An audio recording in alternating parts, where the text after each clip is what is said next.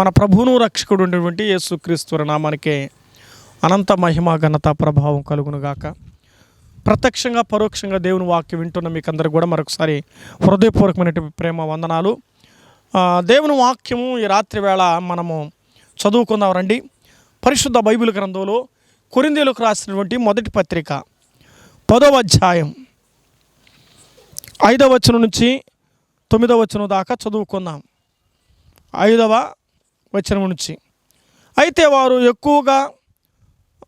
ఎక్కువ మంది దేవునికి ఇష్టలుగా ఉండలేకపోయారు గనుక అరణ్యములో సంహరించబడిరి. వారు ఆశించిన ప్రకారం మనము చెడ్డవాటిని ఆశింపకుండానట్లు ఈ సంగతులు మనకు దృష్టాంతములుగా ఉన్నవి.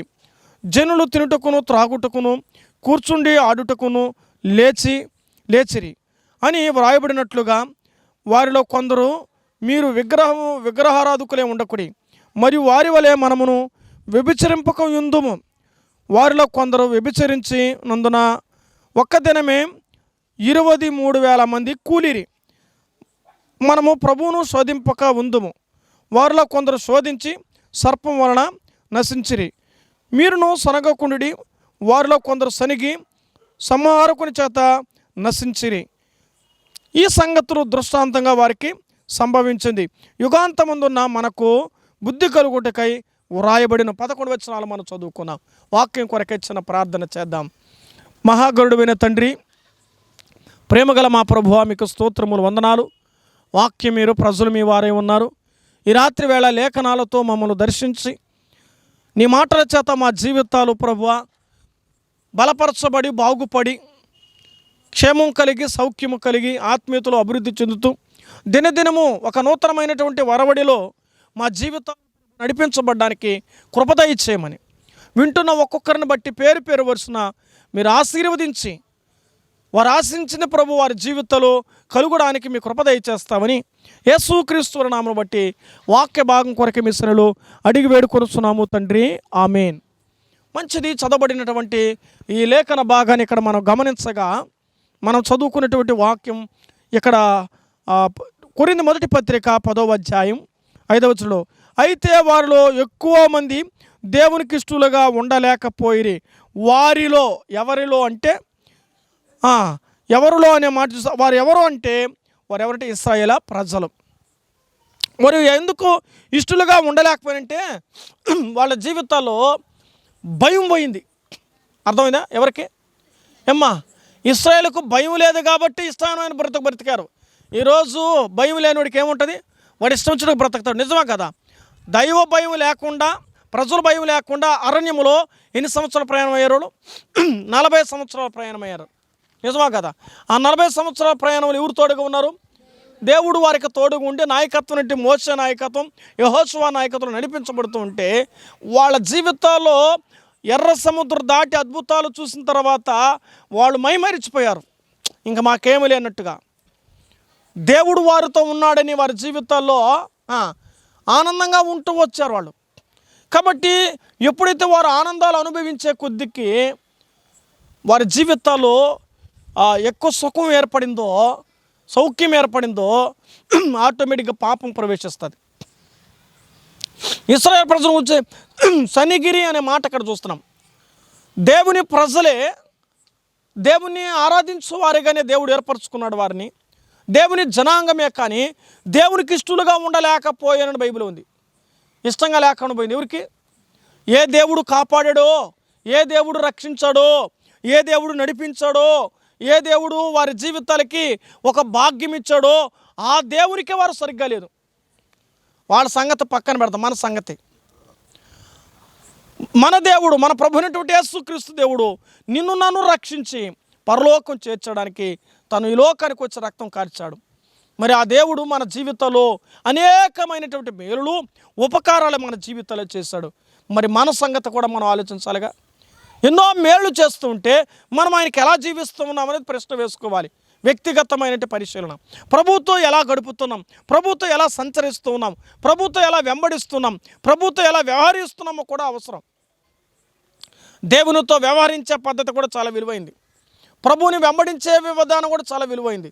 మన ప్రభువుతో ఎలా ఉన్నామనేది కూడా మనకు మనమే చూసుకోవాలి. వారు యెహోవాకు ఎలా ఉన్నారట?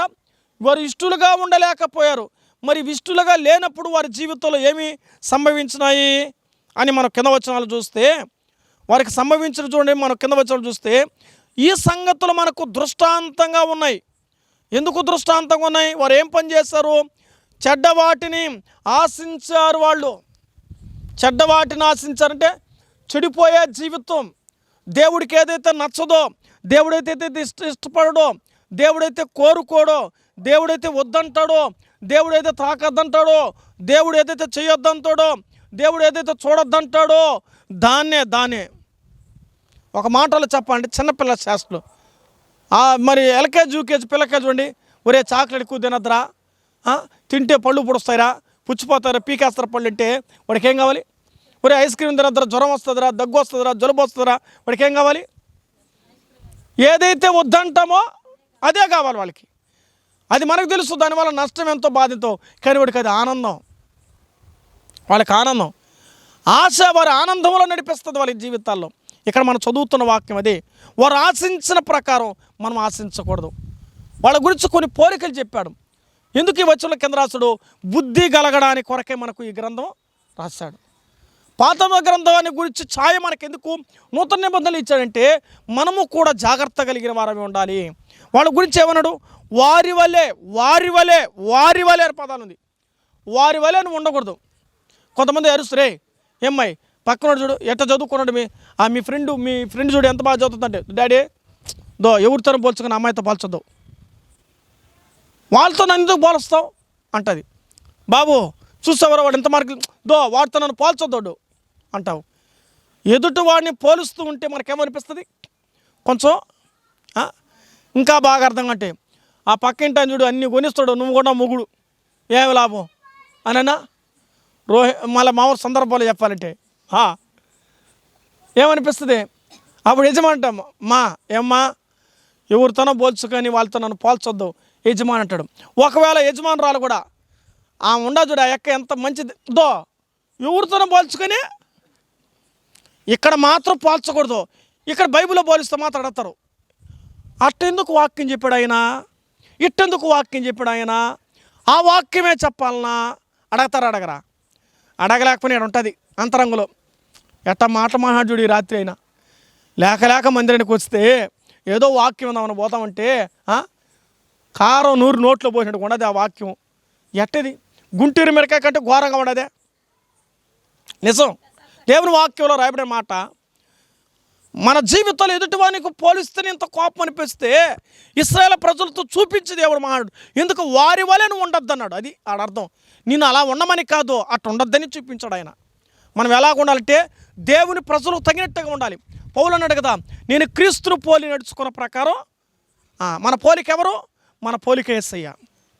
మన పోలిక ఎవరిలాగా ఉండకూడదు, ఎవరి వలే ఉండాలి, ఎవరి వలే ఉండకూడదే దేవుడు రాశాడు. ఇదే కొరింథీ పత్రిక 11వ అధ్యాయంలోనే. 10వ అధ్యాయం ఆయన గురించి వస్తే పై వచ్చిన కొంచెం 11వ అధ్యాయానికి వచ్చి కూడా నేను క్రీస్తును పోలి నడుచుకున్న ప్రకారం మీరు నన్ను పోలి నడుచుకోండి. కొన్ని మంచి పోలికలు ఉండాలి. ఆయన ప్రార్థన చేస్తే నేను ప్రార్థన వినడవ్వాలి, ఆయన వాక్యం చెప్తే నేను వాక్యం చెప్పాలి, ఆయన వాయిద్యాలు వాయిస్తే నేను వాయిద్యాలు ఉంచాలి, ఆయన పాడితే నేను పాడాలి. ఈ పోటీ నీకు కావాలి. ఎక్కువగా ఆత్మీయతలో చాలామంది పోటీలు వేసుకోరు. ఆత్మీయతలు ఎదుగుతుంటే పోటీ రాదు. కోపం, ఆవేశం, పగ, అసూయ, ద్వేషం, ఏమో ఆయన అంత ఎదిగిపోతాడు, మన ఎవరు గౌరవించలేదే. ఆమె బాగా ఎదిగిపోతుంది, మన ఎవరు విలువలేదే. విలువ ఎట్టిస్తారు? దైవాత్మంతో నింపబడి దేవుడు వాడుకుంటే ఏమో ఆ వరం నీకు ఇలేదా, ఆ బలం నీకు ఇలేదా? ఆ మందిరంలోనే కదా ఉన్నావు, ఆ సావాసానికే కదా వెళ్తున్నావు, ఆ సంఘంలోనే కదా జీవిస్తున్నావు, ఆ సంఘంలోనే కదా ప్రార్థన చేస్తున్నావు, ఆ సంఘంలోనే కదా పూజిస్తున్నావు. మరి ఆయనకు వచ్చి నీకు ఎందుకు రాలేదంటే ఆయన అలా ఉంటున్నాడు, నువ్వు అలా ఉండలేదు. అది కారణం. నువ్వు ఉండకుండా ఉసురు పోసుకోవద్దు. ఎదుటి వాళ్ళ గోష్టకి నువ్వు కారకురాలు కావద్దు.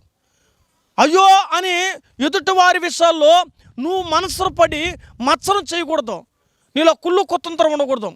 వాళ్ళు ఎదుగుతున్నారంటే, వాళ్ళు దీవించబడుతున్నంటే, మీ సంఘంలో చక్కటి పిల్లలు పాడుతుంటే నువ్వు ఆనందించాలి, చక్కగా ప్లే చేస్తుంటే నువ్వు ఆనందించాలి, చక్కగా వాక్యం చెప్తుంటే ఆనందించాలి, చక్కగా పరిచయం చేస్తుంటే ఆనందించాలి. కానీ ఎడదన అలా లేవు.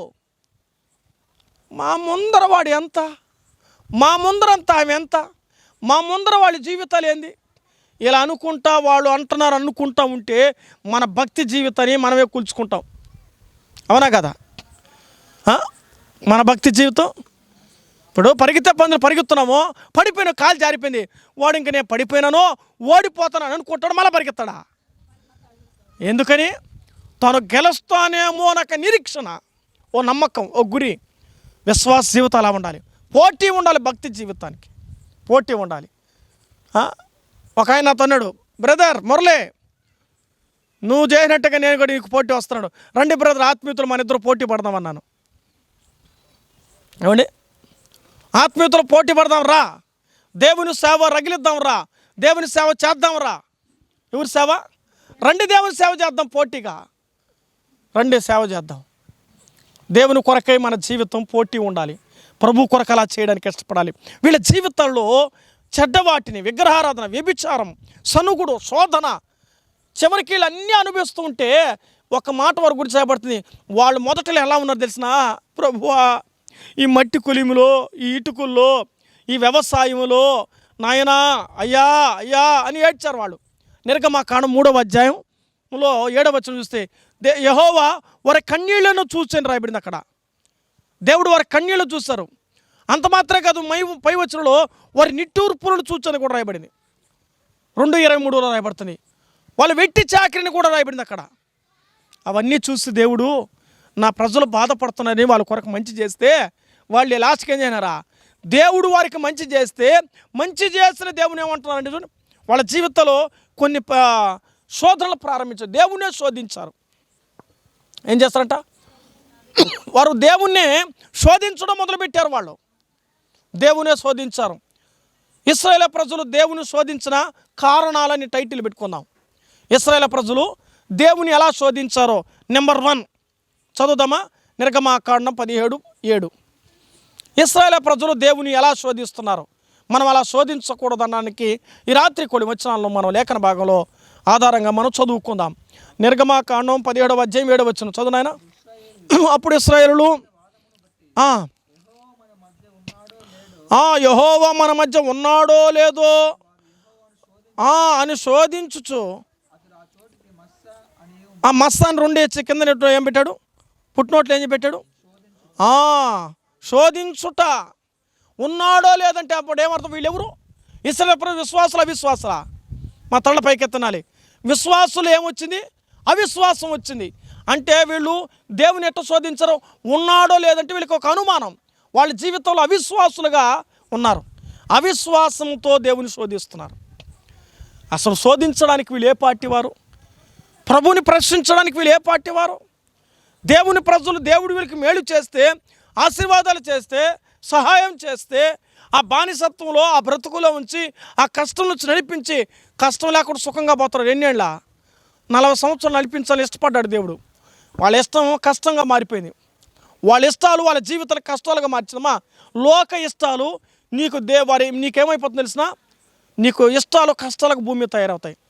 దేని ఎక్కువగా లోకం ఇష్టపడతావో ఆ ఇష్టమే నీకు కష్టంగా మారుతుంది. ప్రారంభంలో బాగుండొచ్చు, తింటా ఉన్నప్పుడు రుచిగా ఉంటుంది భోజనం, తినిన గంటకని తెరుస్తుంది దాని మంట, దాని వేదన ఎట్లుంటుందో. అవునా కదా? కొన్ని రుచి కోరుకుంటున్నాం కానీ దాని వేదన మరలా తెలుస్తుంది. అలాగనే వీళ్ళ జీవితాలు మనం ఆలోచన చేస్తే అవిశ్వాసంలో దేవుని శోధించారు వాళ్ళు. దేవుడు మన మధ్య ఉన్నాడో లేదో అంటే మరి 14వ అధ్యాయంలో లేడా? 15వ అధ్యాయంలో లేడా? 16వ అధ్యాయంలో లేడా? అసలు 15వ అధ్యాయంలో ఎవరు మాట్లాడతారంటే వీళ్ళు అబ్బో ఎంతగా మాట్లాడారంటే ఎవరు? వీళ్ళు ఇశ్రాయేలు ప్రజలు.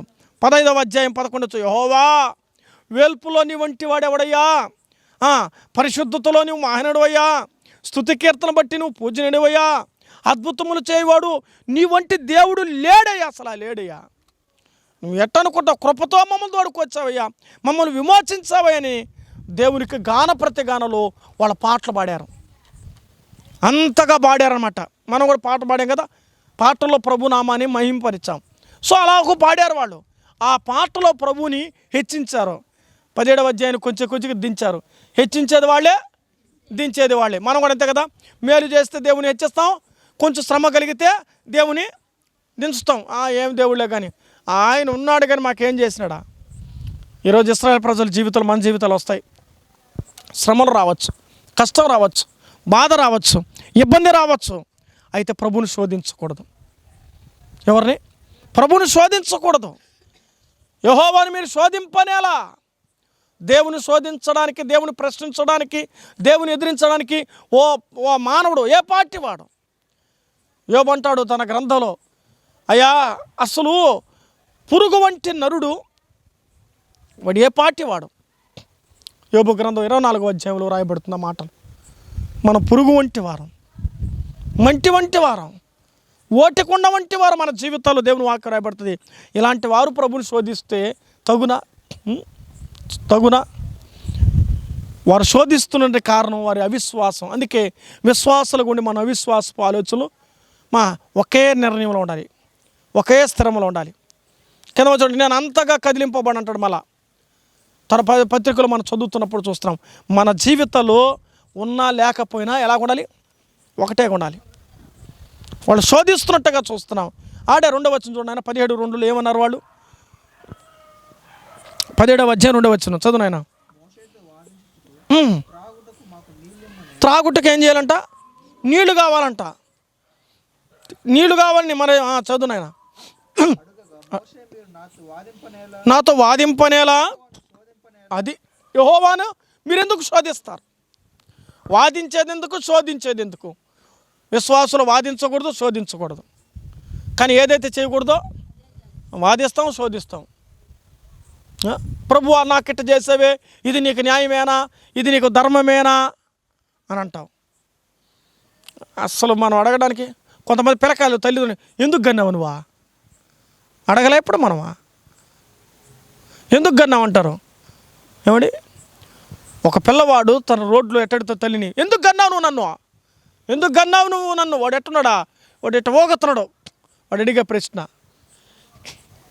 పురుట్లోనే పోయేసుంటే, నిన్ను మూసేసుంటే ఆ మాట ఈదులో నువ్వు అడగవుగా. అర్థం చేసుకోవాలి, పిల్లవాడు తండ్రిని ప్రశ్నించే అధికారం లేదు, మనిషి దేవుని ప్రశ్నించే అధికారం లేదు. కాబట్టి దేవుని సనగకూడదు. దేవుని పిల్లలు సనగడం ఒక పాపమే. శోధించడం వారి జీవితానికి అవిశ్వాసకులు.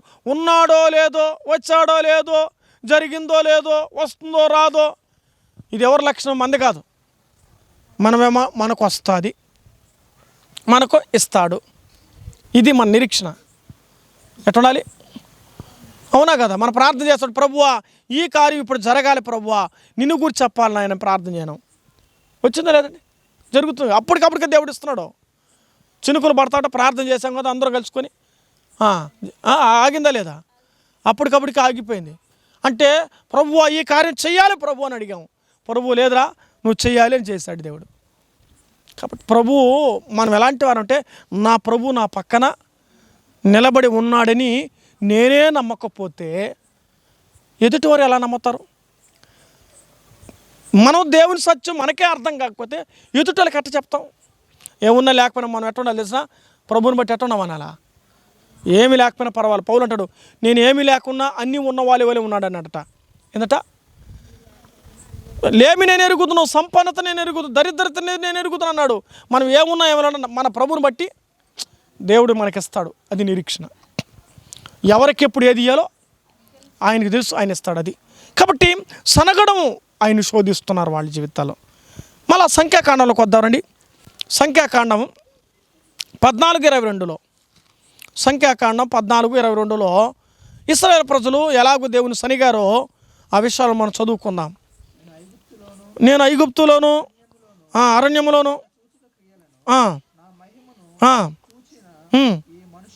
ఈ మనుషులందరూ 10 మారు నా మాట వెనక నన్ను పరిశోధించి. ఎన్ని మార్లు అంట? 10 మార్లు. 10 మార్లు. 10 మార్లు నన్ను శోధించారు. ఎట్లా? వినకుండా. ఎవరి మాట? మా దేవుని మాట వినకుండా శోధించడం దేవుడు ఎట్లా తట్టుకుంటాడండి? అందుకే వాళ్ళ గురించి చదవడం, హత్తులైరి నశించడం చూస్తున్నామా. ఎంతవరకు? 1-2 సార్లు చెప్తాడు, వింటాడు దేవుడు. 10 సార్లు చెప్పాడు దేవుడు వాళ్ళని. 10 సార్లు చెప్పాడు. కాబట్టి దేవుని మాటను ఈ రాత్రి వేళ వినకపోతే ఆ రోజు కలిగినట్టు వీధి ఈరోజు మనకు దూరంగా ఉండాలని దేవుడు ముందుగానే హెచ్చరిస్తున్నాడు ఆయన. అంటే నీకు శిక్షిస్తానే కాదు, నేనేం చేస్తున్నాడు, హెచ్చరిస్తాడు. టీచర్ అన్నట్టుగా రే కొడతారా ఇంకా నిన్న గ్యారెంటీగా, ఫస్ట్ వార్నింగ్ రా రే, సెకండ్ వార్నింగ్ ఇంకా కొడతాను అంటాడు. నిజమే, వార్నింగ్లు ఇస్తాడు. ఆ వార్నింగ్లు మనం ఏం చేసుకోవాలి, జాగ్రత్త పడాలి. నీ వార్నింగ్లు అంటే పడతాయి. జాగ్రత్తగా మన జీవితాలు మెలుసుకోవాలి. ప్రభు రాకడ మన పోకడ ఉన్నంతవరకు మన జీవితాలు జాగ్రత్తగా బ్రతకాలి. ప్రభువులో జాగ్రత్తగా ఉండాలి. దేవుని మాట వింటే శ్రేష్టం. ఆయన ఏం చెప్పాడో ధర్మశాస్త్రం ప్రకారం మనం నడవాలి. ఆయన వాక్యం ప్రకారం జీవించాలి. ఆయన వాక్యం ప్రకారం మనం నడిపించబడాలి. కాబట్టి అలా ఉండడానికి మనం ప్రయత్నం చేయాలి. వాళ్ళు వినకుండా నష్టపోయారు. మనం వినకపోతే మనకే నష్టం, వినకపోతే మనకే కష్టం, వినకపోతే మనకే శ్రమ. మనం అనుకుంటున్నాం బాగానే ఉన్నాం అనుకుంటున్నాం. ఒకేసారి మన మీదకి ఉరి రాకుండా మనం తప్పించబడాలి. కాబట్టి జాగ్రత్త కలిగినటువంటి జీవితాలు ఉండాలి. అందుకే దేవుని వాక్యంలో రాబడిన మాట మనం చూస్తున్నాం. ఈ వాక్యంలో మనం చదువుతూ ఉండగా వారు వినకుండా పోయారు. 10 సార్లు చెప్పాడట, పలుమార్లు. ఎన్నిసార్లు చెప్పినా వినకపోతే దేవుని వాక్యంలో రాయబడిన మాట మనం చూస్తున్నాం. యేసు ప్రభువారు అనేకులకి తన బోధను తెలియజేశాడు. ఈరోజు సువార్త ద్వారా, ఈ షాలేం యూట్యూబ్ ఛానల్ ద్వారా నీకు నాకు మనందరికీ నేర్పిస్తున్నటువంటి పాఠం, మనం దేవుని మాట వినాలి. మాట వినకపోతే విన్నోడు ఏంటంటే దేవుని శోధించేటట్టుగా ప్రశ్న వేస్తున్నాడు. అందువల్ల జాగ్రత్తగా ఉండాలి. మరొక మాట చూద్దాం. కీర్తన 106వ కీర్తన 14వ వచనం చదువుకుందాం. ఇశ్రాయేలు ప్రజలు దేవుని శోధించడానికి గల కారణాలు ఏంటి అంటే, 1 అవిశ్వాసం, 2 సనుగుడు, 3వది వినకపోవడం, 4వది చూద్దాం. వారు అరణ్యంలో బహుగా ఆశించిరి. అది ఆశించారు, శోధించారు. ఇక్కడ బాగుంది రైమింగ్. ఆశించారు ఏమంటే వాళ్ళకి మన్నా సరిపోలా, ఇంకేం కావాలి వచ్చింది వాళ్ళకి, మాంసం కావాలి. మన్నా పోయింది, మాంసం వచ్చింది. దేవదూతలు తినే మన్నం నీకు ఇస్తే, వండకుండా ఇస్తే నీకు ఎలాగుండే, అసలు వాళ్ళు ఎట్టటోళ్ళు తెసిన గబ్బాత్రం పట్టుకోవాలన్న మన భాష చెప్పాలంటే. సంచులో కూడా వేసుకున్నారట వాళ్ళు. మరుసటి కదా పాసిపోయింది. అది మనకు కూడా అలవాటు. ఆ రోజు చాలా అయితే ఈ రోజు కూడా వస్తూ ఉంది. ఆడ స్టార్ట్ చేయండి. మన పితరులు చేసిన పని మనం కూడా ఏం చేస్తున్నామా, కడుపు నిండా తిన్నా మనం ఏం చేస్తున్నాం, మళ్ళా మూట కడుతున్నాం. వాళ్ళు చేసిన పని అది. మీరు లేఖనాలు చదవండి, నిర్గమకాండం. దేవుడు ఆనాటి కూలి, ఆనాటి బచ్చం, ఆనాటి కంటే లేదని ఎత్తుకున్నారంటే అంత బాగునింది వాళ్ళకి. తింటా ఉంటే అంత బాగునింది. అది అంత రుచిగా ఉంది. వండనింది వాళ్ళేం వండింది లేదు, వాళ్ళేం చేయలేదు. ఎక్కడి నుంచి, ఆకాశం నుంచి దిగింది. మొత్తానికి వాళ్ళ పొలిమేరలు బాగా తిన్నారు. తృప్తిగా తిన్నా సరిపోకుండా వాళ్ళు ఏం చేస్తున్నారు అంటే, వీళ్ళు ముందుగానే ప్లాన్ చేసుకున్నారు. ఏమిదల్లా మిగిలి తెచ్చుకోపోవాలేమన్నా. వాళ్ళ ప్రయాణంలో ఉన్నాయి కదా, బ్యాగులు ఉన్నాయి, వస్తువులు ఉన్నాయి, వాహనాలు ఉన్నాయి. అంటే వాళ్ళందరూ కూడా ఎత్తుకోమరు సరుకులు. ఆ తర్వాత వాళ్ళతో కూడా ఆవులు, మనుషులు, ఎన్నో చూస్తాం. వాళ్ళ ప్రయాణంలో ఉన్నారు. కాబట్టి ఇక్కడ వారు ఆశించారు. సరే, ఆశించడం తప్పు లేదు, అత్యాశ పనికిరాదు. అత్యాశ వలన వాళ్ళు ఏమంటే శోధించారు దేవుని. అది కావాలి, ఇది కావాలి. ఏమా అసలు దేవుడు తీసుకొచ్చేప్పుడు పస్తు పెట్టడం ఆయనకి తెలుసా? తన పిల్లలకి ఏం కావాలో తనకు తెలియదా? బిడ్డ ఏ పూటకి అన్నం తినాలి, ఏ పూటకి ఏం చేయాలనేది తల్లిదండ్రులకు తెలియదండి? తెలుసు. అయితే వాళ్ళు ఊహించుకునేది వేరు, దేవుడు ఊహించేది వేరు. కానీ వాళ్ళ మనసు బయటలో పడిపోయింది. వాళ్ళ మనసులో మాట పబ్లిక్ అయిపోయినారు. కానీ ప్రభు పబ్లిక్ చేశాడు దాన్ని. ఇదిగో మీరు ఎలా చేస్తున్నారు. వారు ఆశించినది అంటే వారు ఆశించి దేవుని శోధించారు. మనకు కూడా ఆశలు ఎక్కువే కదా ప్రభుని శోధించేదా? ఈరోజు ఎందుకు దేవుని శోధిస్తున్నామంటే లోక ఆశలకు శోధిస్తున్నాం ప్రభుని. వాళ్ళు తెచ్చుకుంటారో మన స్థాయి మనకు తెలీదు, మన పరిస్థితి మనకు తెలుసా? ఏం ప్రభువా, ఒక మందిరానికి వెళ్తున్నాం, వాళ్ళకి అన్నీ వస్తున్నాయంటే వాళ్ళ కష్టం వెనక ఎంత మీకు తెలుసా? వాళ్ళ కష్టం, వాళ్ళ బాధ, వాళ్ళ వేదన, వాళ్ళ దుఃఖం వాళ్ళు ఎట్ట అనుభవించారో అది అర్థమైందా? వాటన్నిటిలో ఒక్కరు దేవుడు వారిని ఆశీర్వదించాడు. వాళ్ళ భక్తిని బట్టి, వాళ్ళ ప్రార్థన బట్టి, వాళ్ళ సావాసాన్ని బట్టి దీవించి ఉంటాడు. వాళ్ళ కష్టాన్ని బట్టి దీవించి ఉంటాడు. కానీ ఈనాటి దినాల్లో ఏమని తెలుసండి, ఓర్వలేని తలాలు ఎక్కువైపోయినాయి. ఆలోచన చేయాలి. ఆశిస్తున్నారు, తప్పు లేదు. అత్యాశ తప్పు. మనం ఏదైతే ఆశించకూడదో అని ఆశించి మనం దేవుని శోధిస్తున్నాం. మనకంటే ఎక్కువగా మన శక్తికి మించి ప్రభుని శోధించకూడదు. ఆ మాటలు ఈ రాత్రి వేళ ఆలోచించాలి. వాళ్ళు ఎక్కువగా ఆశించి వాళ్ళు ఏం చేశారంట, దేవుణ్ణి శోధించారన్న సంగతిని చూస్తూ ఉన్నాం. ఆ తర్వాత మరొక మాట చూడండి, 78వ కీర్తనలోనే కీర్తన 78వ కీర్తన. వాళ్ళు దేవుని శోధించిన కారణాలు ఏంటో చదువుతున్నాం. 78:56 చదువునైనా.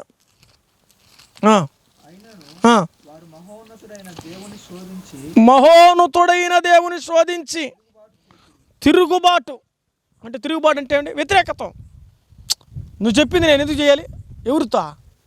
మా మనుషులు తిరుగుబాటు అయినా మళ్ళా సామరస్యం అవ్వచ్చు, కానీ దేవునితో తిరుగుబాటు చేయడం అంటే ఎంత కష్టం. అసలు తీసుకొచ్చిన ఆయనకే తిరుగుబాటు చేస్తే ఎట్టుంటుంది ఆలోచించండి. దేవునికి చేస్తే తిరుగుబాటు ఎంత కష్టం, ఎంత నష్టం.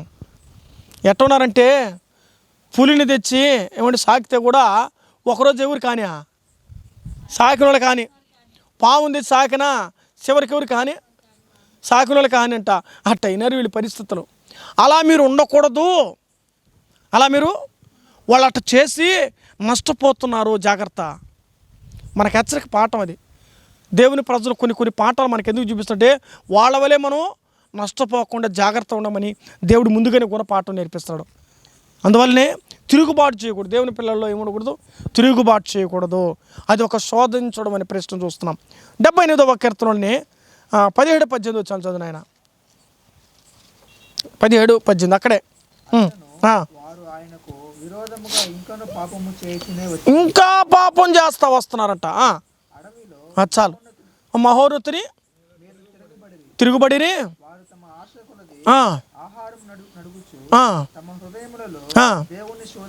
శోధించిరి. అక్కడ 2 వచనాలు చూస్తున్నాం, అందులోని 6-7 వచనాలు. పాపం, హృదయ కాఠిన్యత. హృదయములో ఆయన ఏం చేస్తున్నారు? వారు శోధిస్తున్నారు. ఫస్ట్ పాయింట్, పాపం చేస్తున్నారు కాబట్టి వాళ్ళు శోధిస్తున్నారు. హృదయం కఠినమైపోయింది కాబట్టి ఆయన శోధిస్తున్నారు. మంచి మనసుడైతే దేవుని శోధిస్తాడా అంటే, ఇప్పుడు శోధిస్తున్నామంటే ఏమర్థం? నీలో ఏ మనసు లేదు, అది స్థిర మనసు లేదు, మంచి మనసు లేదు. మంచి మనసు లేదు కాబట్టి దేవుని శోధిస్తున్నారు. తద్వారా వాళ్ళు పాపం చేస్తున్నారు. పాపం ద్వారా దేవుని శోధిస్తున్న మనుషులు. ఈ రాత్రి వేళ నేర్పించే పాఠం, పాపం కొరకై ప్రభు ఈ లోకానికి వచ్చాడు.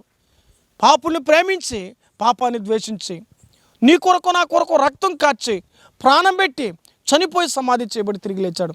యేసయ్య పాపంలో ఉన్నటువంటి ఈ లోక మాలిన్యం కడిగి పరిశుద్ధులుగా చేసి పరలోక భాగ్యం ఇవ్వడానికి యేసుక్రీస్తు లోకానికి వచ్చాడు. ఆయన పాపమెరుగున ఆయన నీ కోసం నా కోసం వేడు పాపిగా చేయబడ్డాడు. దేవుడు పరలోకాన్ని వదులుకున్నాడు. సిలువలో యజ్ఞపశువయ్యాడు, బలిపశువయ్యాడు, కొట్టబడ్డాడు, అవమానించబడ్డాడు, గాయపరచబడ్డాడు, పిడిగుద్దులు కొట్టబడ్డాడు. యేసయ్య ఈ పాపి కొరకై పరిశుద్ధులుగా మార్చడానికి కొరకై తన రక్తమే స్రవించింది భూమి మీద. యెరూషలేములో ఆయన రక్తం స్రవము దారులుగా కార్చబడింది. కలువరిలో రక్తము దారులుగా కార్చబడింది.